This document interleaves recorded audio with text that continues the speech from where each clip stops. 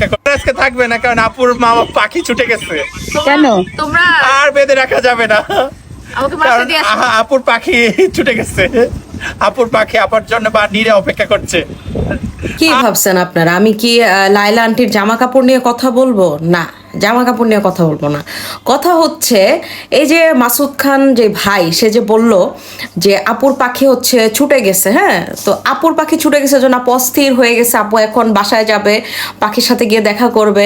কিন্তু দুঃখের বিষয় হয়েছে পাখি ছুটার পরেও সেই একই বুলি বলতেছে, পাখি একই কথা বলতেছে, মোহনা মোহনা মোহনা মোহনা মোহনা।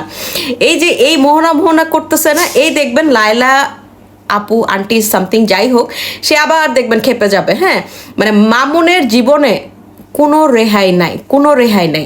হয় আজকে লায়লা খেপবে, নয়তো কালকে মোহনা খেপবে, হয় আজকে লায়লা খেপবে, নয়তো আজকে মোহনা খেপবে।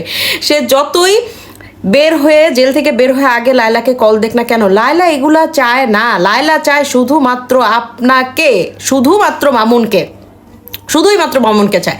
কিন্তু মামুন করে কি, লায়লার একটুখানি দেখায় তারপর হচ্ছে সে মোহনার কাছে চলে যেতে চায়। তো এইগুলো দিয়ে হচ্ছে লায়লা আসলে কনভিন্স হবে না ভাই, এগুলো দিয়ে লায়লা কনভিন্স হবে না। জীবনের শান্তি চাইলে, আপনি যদি আপনার জীবনে শান্তি চান, আমার মনে হয় যে মামুন ভাইয়ের লায়লার সাথে মিলে যাওয়াই উচিত, তাহলে ওনার লাইফটা হচ্ছে খুব সুন্দর হবে। আর এই যে মোহনা যেই আন্টির কথা বলবো, সেও আন্টি, বয়সে আমাদের অনেক বড়, সিনিয়র হবে।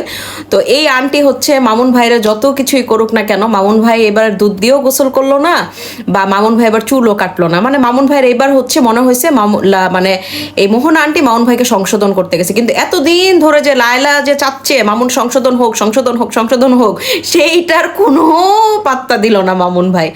মানে কি বলবো, আপনারাই কমেন্টস করেন।